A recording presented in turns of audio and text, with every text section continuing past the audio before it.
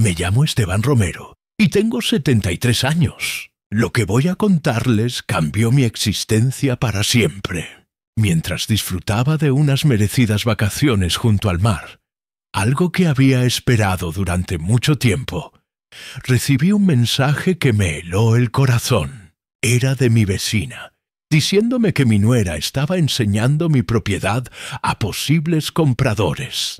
En ese instante comprendí que mi propia familia intentaba disponer de mi casa como si yo ya no existiera. Era un jueves soleado por la tarde. Me encontraba en la terraza de mi hospedaje en la costa, tomando un café y contemplando el océano, sintiéndome más tranquilo de lo que había estado en años. Por primera vez en mucho tiempo, nadie me necesitaba. Nadie me hacía sentir como un peso. Solo existían el mar, la calma y yo. Entonces mi teléfono vibró. Era Gladys, mi vecina desde hace 30 años. Una mujer observadora que siempre está al tanto de todo en el vecindario. Leí sus palabras con incredulidad. Mi nuera Mónica estaba trayendo personas a ver mi casa. Familias con niños, parejas mayores midiendo el jardín. Leí el mensaje varias veces antes de poder procesarlo completamente. Mónica, la esposa de mi hijo Tomás, estaba mostrando mi propiedad a extraños. La casa donde viví 40 años, la que construí con mis propias manos, donde crié a mi hijo, donde cuidé a mi esposa Rita en sus últimos días.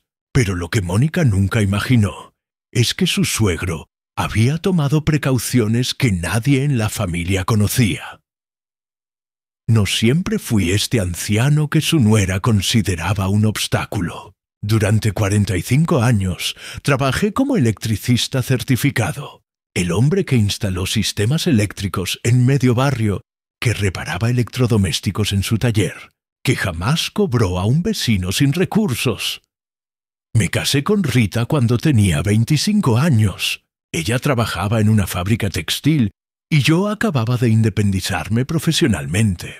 Compramos un terreno en lo que entonces eran las afueras de la ciudad, pero que ahora es zona céntrica por el crecimiento urbano. Era un lote espacioso, suficiente para construir una casa familiar y mi taller de trabajo. Durante 3 años construí esta vivienda los fines de semana y después de mis jornadas laborales. Rita me ayudaba preparando mezclas, transportando materiales, pintando muros. Cada habitación la diseñé pensando en nuestro futuro compartido. La cocina con vista al patio, para que Rita viera crecer las plantas mientras cocinaba. El dormitorio principal con un armario amplio. El taller conectado a la casa pero con entrada independiente. Cuando nació Tomás, la casa ya estaba terminada. Era un bebé hermoso que llenó nuestras vidas de alegría. Rita dejó su empleo para dedicarse completamente a criarlo, y yo trabajé el doble para mantener a la familia. Durante el día realizaba instalaciones en construcciones nuevas, y por las tardes atendía reparaciones de electrodomésticos en el vecindario. Tomás creció en esta casa rodeado de amor y trabajo honesto. Desde pequeño me ayudaba en el taller, aprendiendo sobre componentes eléctricos y herramientas básicas. Le financié la mejor educación que pude costear. Cuando terminó la secundaria, quería estudiar administración empresarial, porque no deseaba trabajar con las manos como su padre. No me ofendí. Al contrario, me alegró que aspirara a una profesión que yo no había podido tener. Durante 5 años pagué su universidad trabajando 12 horas diarias. Rita cosía ropa por encargo para ayudar con libros y transporte. Cada peso extra se destinaba a la educación de Tomás. Cuando se graduó, consiguió empleo en una empresa de electrodomésticos importados, ascendiendo rápidamente hasta gerente de sucursal. Estaba orgulloso. Había logrado lo que yo no pude. Fue en esa empresa donde conoció a Mónica. Ella trabajaba en marketing. tenía estudios universitarios y venía de una familia de clase media con más recursos que nosotros. Cuando Tomás me la presentó, me pareció inteligente y ambiciosa, aunque algo distante. Pero si mi hijo la había elegido, yo la recibiría como a una hija. Se casaron cuando Tomás tenía 28 años. Fue una boda elegante en un salón del centro. Yo pagué la mitad de la celebración, usando todos mis ahorros y pidiendo un préstamo que tardé 2 años en saldar. Rita organizó cada detalle con Mónica para que todo fuera perfecto. Después de la boda, las cosas comenzaron a cambiar sutilmente. Tomás seguía viniendo los domingos, pero las visitas se acortaban. Mónica siempre encontraba excusas para irse temprano. Preparativos para el trabajo, dolor de cabeza, el tráfico pesado. Cuando nacieron los mellizos, Bruno y Sofía, pensé que las cosas mejorarían, que tener nietos acercaría más a la familia. Pero Mónica tenía ideas muy específicas sobre criar a sus hijos y nuestras opiniones no eran bienvenidas. Rita había preparado el cuarto de huéspedes para cuando los mellizos vinieran a quedarse con nosotros, pero esos fines de semana nunca llegaron. Rita falleció cuando los mellizos tenían 3 años. Cáncer de páncreas. Durante 8 meses de lucha, Tomás vino a verla solo 3 veces. Mónica nunca apareció. Los niños estaban enfermos. Ella tenía mucho trabajo. No querían exponerse a infecciones hospitalarias. El día del funeral, Mónica apareció con un vestido negro elegante y actuó como la nuera doliente perfecta delante de todos. Pero en privado, solo le preocupaba hablar de la herencia que Rita me había dejado. No había herencia porque gastamos todo en tratamientos médicos, pero Mónica parecía no creerme. Después del funeral, la casa quedó terriblemente vacía.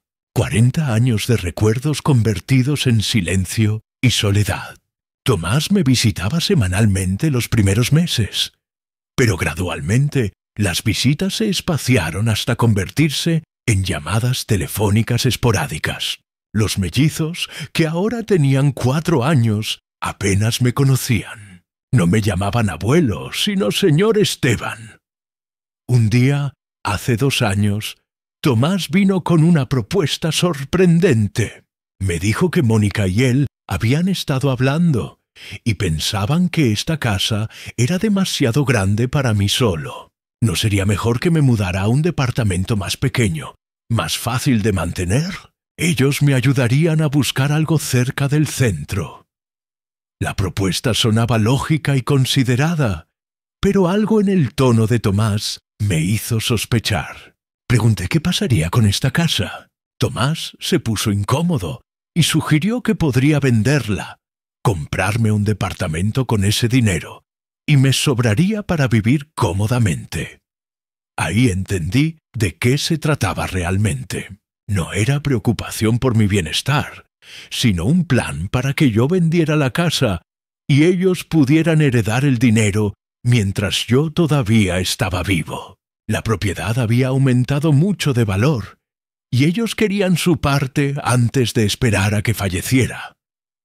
Le dije a Tomás que esta casa tenía 40 años de mi vida, que aquí viví con su madre, lo criamos a él, estaban todos mis recuerdos. No me mudaría mientras pudiera valerme por mí mismo. Se quedó callado y después dijo que lo entendía, que era solo una sugerencia, pero la semilla de sospecha quedó plantada. Durante las siguientes semanas presté más atención a los comentarios cuando venían de visita, sobre lo cara que se había puesto la electricidad, lo difícil que debía ser mantener una casa tan grande, lo peligroso para una persona mayor vivir sola. Hace un año tomé la decisión más inteligente de mi vida. Contraté a Lola, una señora de 55 años que había trabajado como empleada doméstica toda su vida y necesitaba un lugar donde vivir. Lola no era solo una empleada.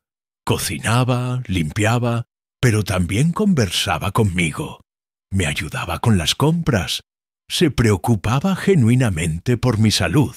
Por primera vez en 2 años, la casa volvió a tener vida. La presencia de Lola cambió la dinámica con Tomás y Mónica. Ya no podían comentar sobre lo peligroso de vivir solo, porque ya no vivía solo. Ya no podían sugerir que no podía mantener la casa, porque Lola se encargaba del mantenimiento diario. Pero las visitas se volvieron aún más esporádicas. Mónica claramente no aprobaba que hubiera una extraña viviendo en la casa familiar. Pero también había hecho algo más importante que nadie sabía. Después de las primeras sugerencias sobre mudarme, consulté con un abogado sobre cómo proteger mi propiedad. El doctor Peralta me explicó que existían varias maneras de protegerse, siendo la más efectiva crear un fideicomiso donde yo fuera el beneficiario vitalicio, pero donde un tercero de confianza fuera el fiduciario con poder legal. Siguiendo su consejo, transferí la propiedad a un fideicomiso administrado por un estudio jurídico de confianza. Yo tenía derecho a vivir en la casa hasta mi muerte, pero ningún miembro de mi familia podía vender, hipotecar o disponer de ella sin autorización explícita del fiduciario. Hace 6 meses decidí tomarme unas vacaciones. Era algo que no había hecho desde la muerte de Rita. Elegí la costa porque siempre me gustó el mar y reservé una semana en un hotel frente a la playa. Antes de irme le conté a Tomás sobre mi viaje. Le dejé las llaves a Lola y le pedí que cuidara todo mientras no estaba. Los primeros 3 días fueron maravillosos. Caminaba por la playa, almorzaba en restaurantes frente al mar, leía en la terraza. Me sentía libre, relajado, sin preocupaciones. Por primera vez en mucho tiempo me sentí como una persona que merecía disfrutar de la vida. Pero ese jueves por la tarde, el mensaje de Gladys cambió todo. Inmediatamente llamé a Lola. Su voz sonaba nerviosa. Me contó que esa mañana Mónica había venido con una llave que decía le había dado Tomás, diciéndole que tenía que irse porque vendrían técnicos a revisar la casa para un avalúo de seguros. Cuando Lola cuestionó, Mónica le gritó que era una empleada sin derecho a cuestionar decisiones familiares. Lola se fue, pero se quedó en casa de su hermana a 3 cuadras, desde donde vio que no venían técnicos, sino familias mirando la casa. Sentí como un puñetazo en el estómago. Mónica estaba vendiendo mi casa sin mi autorización, aprovechando que yo estaba de viaje. Desde la terraza del hotel llamé inmediatamente al doctor Peralta. Le expliqué que era hora de activar las protecciones del fideicomiso. El doctor se sorprendió y me explicó que estábamos hablando de estafa, usurpación de identidad, fraude inmobiliario. Quería saber si debía iniciar acciones legales inmediatas. Le dije que sí, que hiciera todo lo posible para detener esto inmediatamente, pero también que fuera lo más público posible. Quería que mis vecinos, conocidos, toda la gente del barrio se enterara de lo que mi propia familia estaba intentando hacerme, pues el doctor Peralta explicó que podían conseguir una orden judicial en menos de 24 horas para prohibir cualquier actividad inmobiliaria en la propiedad, iniciar acciones penales contra Mónica, y me sugirió algo adicional: contratar un investigador privado para documentar todo. Esa noche no pude dormir. Me quedé mirando el mar pensando en 40 años de trabajo honesto, de sacrificio por la familia, de amor incondicional por un hijo que ahora permitía esto. Pero también pensé en la satisfacción que sentiría cuando volviera y enfrentara a Mónica con las pruebas. Al día siguiente recibí otro mensaje de Gladys. Habían venido más compradores, pero también un investigador privado que tomó fotos a mi nuera. Ella se puso muy nerviosa cuando se dio cuenta. Sonreí por primera vez. El plan funcionaba perfectamente. El sábado recibí una llamada de Tomás. Su voz sonaba desesperada, preguntando dónde estaba, que Mónica le decía que había problemas con investigadores y que yo había contratado abogados. Le respondí con calma que estaba en la costa disfrutando mis vacaciones. Le expliqué que había contratado un investigador para documentar cómo su esposa mostraba mi casa a compradores mientras yo estaba de viaje, y abogados para iniciar acciones legales por estafa inmobiliaria. El silencio fue tan largo que pensé que se había cortado la comunicación. Finalmente Tomás habló con una voz que nunca le había escuchado, preguntando de qué hablaba, qué compradores, qué estafa. Le expliqué todo, que su esposa había echado a Lola, que estaba mostrando la casa a familias, que actuaba como si fuera la dueña. Tomás dijo que le había dado una llave a Mónica para emergencias, pero nunca le autorizó mostrar la casa a nadie, que no sabía nada de compradores ni ventas, que me lo prometía. Le dije que no sabía si creerle, pero si realmente no sabía nada, tenía que decidir de qué lado estaba, del lado de su esposa estafadora o del lado de su padre víctima. Le expliqué que el lunes mis abogados presentarían todas las pruebas. Su esposa tendría que explicarle a un juez por qué se creía con derecho a vender una propiedad que no le pertenecía. El domingo decidí cortar mis vacaciones y volver.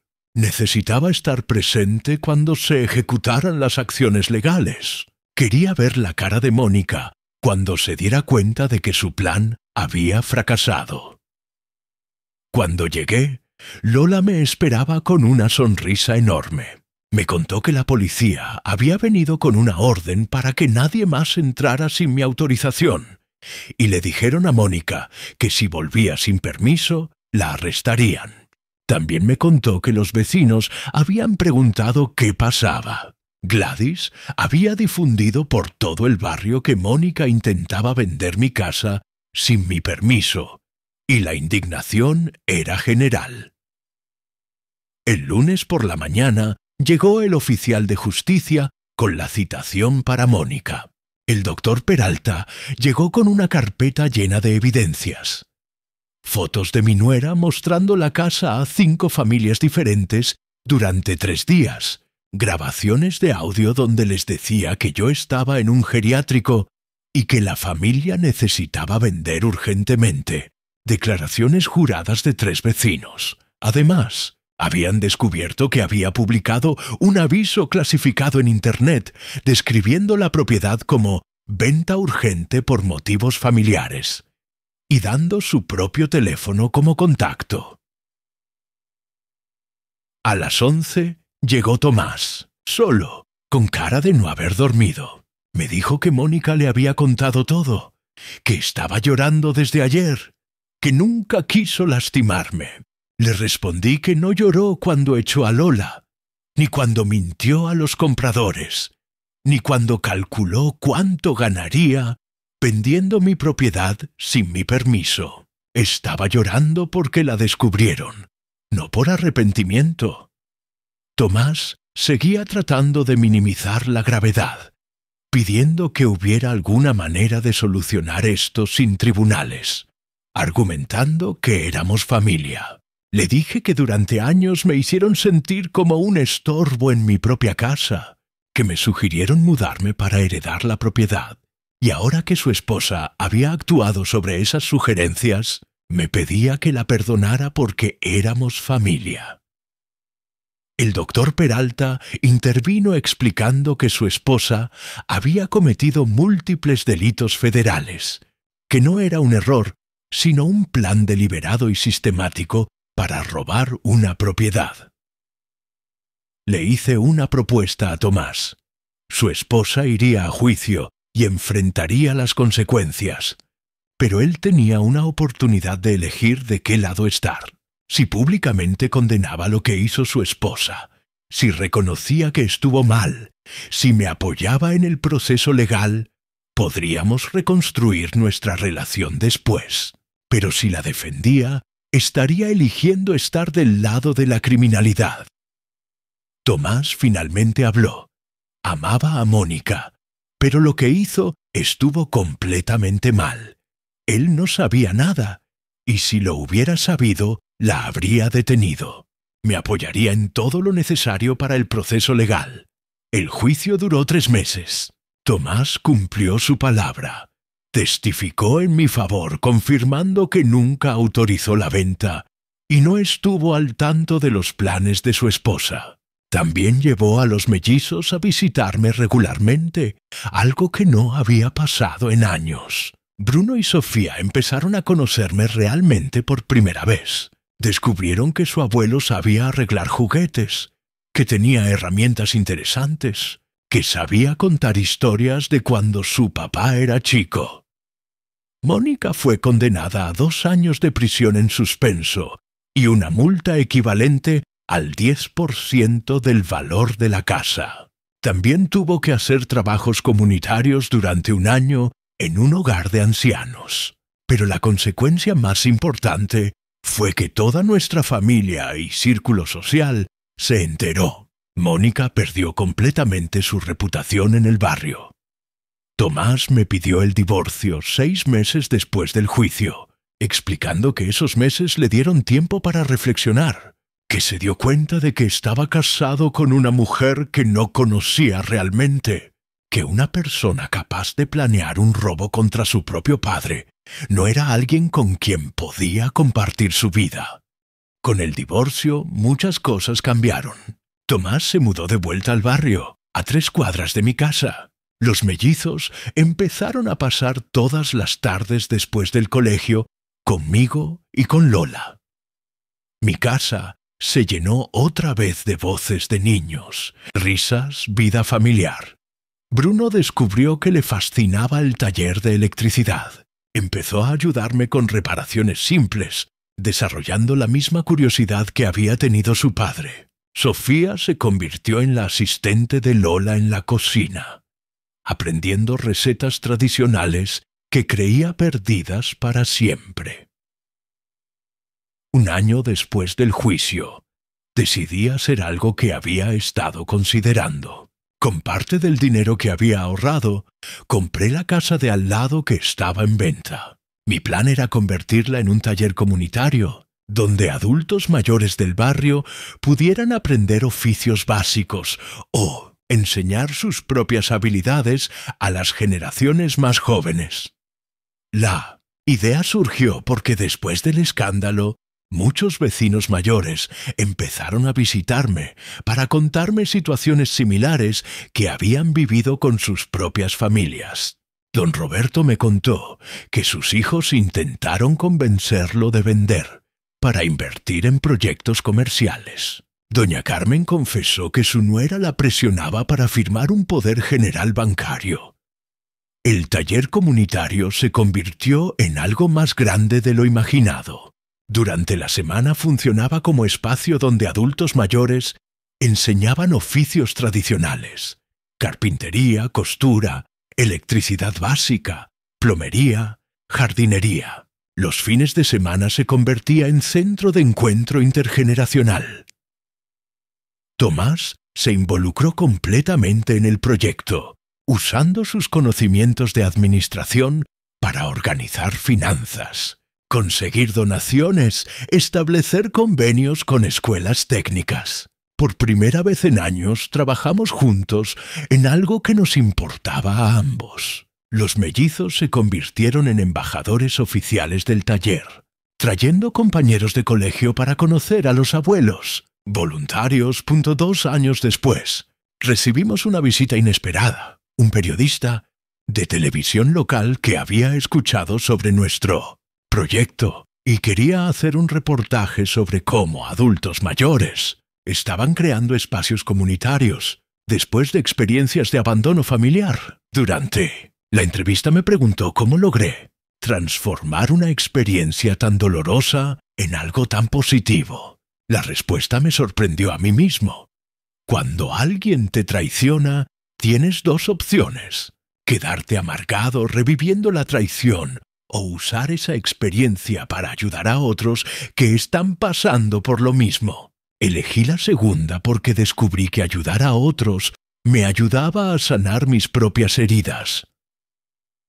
El reportaje tuvo una repercusión inesperada. Empezaron a llegar cartas de personas de toda la provincia contando situaciones similares. Una carta en particular me llegó al alma. Era de una señora de 75 años que escribía que mi historia le dio el coraje para denunciar a su hijo que vaciaba su cuenta bancaria sin permiso, que entendió que defender sus derechos no la convertía en mala madre, sino en una persona que se respeta a sí misma. Con estos testimonios decidimos crear algo más permanente. Junto con el doctor Peralta y otros abogados voluntarios, fundamos una asociación civil llamada Patrimonio y Dignidad, que brinda asesoramiento legal gratuito a adultos mayores víctimas de abusos económicos por parte de sus familias. La asociación funciona en el mismo edificio que el taller. Tenemos abogados con consultas gratuitas 2 veces por semana, psicólogos especializados en adultos mayores, trabajadores sociales, que median en conflictos cuando todavía hay posibilidad de reconciliación. Uno de los casos más impactantes fue el de don Aurelio, un señor de 80 años, cuya hija había falsificado su firma para vender su casa e internarlo en un geriátrico sin su consentimiento. Cuando llegó a nosotros, llevaba 6 meses viviendo en condiciones terribles, convencido de que no tenía opciones legales. Trabajamos meses para revertir la venta fraudulenta y conseguir que su hija fuera procesada. Don Aurelio no solo recuperó su propiedad, sino que se convirtió en uno de los voluntarios más activos, enseñando técnicas de zapatería que había aprendido durante 50 años. El trabajo de la asociación nos permitió identificar patrones en los abusos económicos. La mayoría de los casos involucran familiares que justifican sus acciones, argumentando que están protegiendo al adulto mayor cuando en realidad están robando sistemáticamente su patrimonio. Descubrimos señales de alerta. Familiares que aparecen súbitamente después de años de ausencia cuando el adulto mayor enviuda o recibe herencia. Sugerencias insistentes de simplificar la vida vendiendo propiedades. Aislamiento del adulto mayor de otros familiares o amigos que podrían cuestionar las decisiones. También aprendimos que la mejor protección es la prevención. Por eso organizamos talleres mensuales donde adultos mayores aprenden sobre sus derechos legales, cómo crear fideicomisos protectores, cómo reconocer señales de manipulación financiera, la importancia de mantener relaciones sociales independientes. 3 años después del incidente, nuestra familia había encontrado un equilibrio completamente nuevo. Tomás se volvió a casar con Patricia, una maestra de escuela primaria que desde el primer día trató a los mellizos como propios y a mí como verdadero suegro. Patricia era todo lo opuesto a Mónica, genuinamente interesada en la familia, respetuosa con los adultos mayores, generosa con su tiempo y cariño. Los domingos organizaba almuerzos familiares en mi casa, donde cocinábamos todos juntos. Los mellizos contaban sobre sus semanas, planeábamos actividades para el taller Bruno, que ahora tenía 10 años. Había desarrollado una habilidad extraordinaria para reparaciones eléctricas, diagnosticando problemas que técnicos profesionales no lograban resolver. Su sueño era estudiar ingeniería eléctrica, pero también seguir trabajando con las manos como su abuelo. Sofía había descubierto una pasión por la jardinería y cocina, transformando el patio trasero en una huerta orgánica que proveía verduras para toda la familia y algunos vecinos, aprendiendo platos tradicionales que Lola le enseñaba.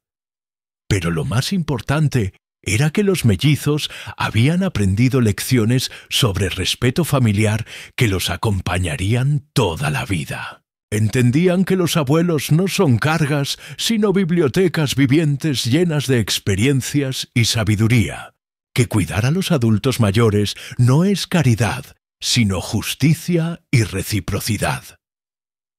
Un día Sofía me hizo una pregunta que me emocionó profundamente. Cuando fuera muy viejito y no pudiera cuidarme solo, quería cuidarme ella, que nunca me abandonaría como hizo mamá Mónica. Le expliqué que esperaba estar sano durante muchos años más, pero saber que pensaba así me daba una tranquilidad enorme. Mónica había cumplido su condena, pero nunca se acercó a pedir perdón o reconstruir alguna relación conmigo. Los mellizos la veían en visitas supervisadas, pero la relación era tensa y superficial. Ellos habían entendido que su madre había hecho algo muy malo, y aunque la querían, no confiaban en ella. Hace 6 meses, Mónica se mudó a otra ciudad. Según Tomás, había conseguido trabajo en una empresa de marketing de una provincia vecina, y quería empezar de nuevo lejos de todos los que conocían su historia. Los mellizos aceptaron la mudanza con madurez sorprendente. Bruno me dijo que creía que era mejor así, que mamá Mónica necesitaba aprender a ser una persona diferente. Y aquí siempre sería la señora que trató de robarme la casa, que en otro lugar tal vez pudiera ser mejor persona. El último evento importante de esta historia ocurrió hace 3 meses, cuando cumplí 76 años. Patricia organizó una fiesta sorpresa en el taller comunitario. Vinieron más de 100 personas. Vecinos, adultos mayores que habían encontrado ayuda en nuestra asociación, familias que participaron en talleres intergeneracionales, abogados y trabajadores sociales voluntarios. Durante la fiesta, el doctor Peralta tomó la palabra para un discurso que me emocionó hasta las lágrimas. Dijo que hace 4 años yo era víctima de una estafa familiar, y hoy soy coordinador de un proyecto que ha ayudado a más de 200 familias a resolver conflictos patrimoniales y reconstruir relaciones basadas en respeto mutuo. Que mi historia nos enseñó que la edad no es sinónimo de vulnerabilidad, que los adultos mayores tienen recursos y derechos que pueden defender, que las experiencias dolorosas se pueden transformar en herramientas para ayudar a otros. Tomás también habló esa noche, diciendo que su papá le enseñó que defender la dignidad propia no es egoísmo, sino un acto de amor hacia uno mismo y hacia futuras generaciones, que la familia verdadera se construye con respeto y cuidado mutuo, no con sangre y obligaciones, que esos años le dieron la oportunidad de conocer realmente a su padre, no como el hombre que lo mantuvo cuando era chico, sino como la persona sabia y generosa que siempre fue, pero que él había dejado de ver. Esa noche, rodeado de tanta gente que me quería y respetaba, pensé en todo el camino recorrido desde aquella tarde en la costa, cuando recibí el mensaje de Gladys. Pensé en el miedo y la indignación que sentí, en las decisiones difíciles que tuve que tomar, en las consecuencias dolorosas pero necesarias de defender mis derechos. Pero sobre todo, pensé en todo lo bueno que surgió de esa experiencia terrible. Una relación renovada con mi hijo y nietos, un proyecto comunitario que ayuda a decenas de familias, una asociación que defiende derechos de adultos mayores, amistades profundas con personas que comparten mis valores. Si te identificas con alguna parte de mi historia, quiero que sepas algo muy importante. Nunca es demasiado tarde para defender tu dignidad. No importa tu edad, No importa cuánto tiempo hayas aguantado el maltrato. No importa si las personas que te lastiman son tu propia familia. Tus derechos no desaparecen cuando cumples 60 o 70 años. Tu patrimonio sigue siendo tuyo hasta el día que mueras. Tu casa sigue siendo tu hogar mientras tengas capacidad de decidir dónde vivir. Pero la lección más importante de mi historia no es sobre derechos legales o protecciones patrimoniales. Es sobre el valor de transformar experiencias dolorosas en oportunidades de crecimiento y servicio. Cuando alguien te traiciona, especialmente si es familia, el dolor puede convertirte en una persona amargada o en una persona más sabia y compasiva. Yo elegí la sabiduría y la compasión. Elegí usar mi experiencia para ayudar a otros que estaban pasando por situaciones similares. Y descubrí que cuando ayudas a otros a sanar, tú también sanas. Mi historia no es solo sobre un viejo que se defendió de una nuera estafadora. Es sobre un hombre que eligió convertir una traición en una oportunidad de construir algo positivo. Sobre entender que la verdadera riqueza no está en las propiedades que acumulamos, sino en las relaciones que construimos basadas en respeto y amor genuino. La dignidad no tiene precio. La familia verdadera se elige, no se hereda. Y nunca, nunca es demasiado tarde para empezar una nueva etapa de tu vida, rodeado de personas que realmente te valoren por quien eres, no por lo que tienes. Esas son las lecciones más importantes que cualquier historia puede dejar, y espero que la mía te sirva para construir relaciones familiares más justas y más amorosas.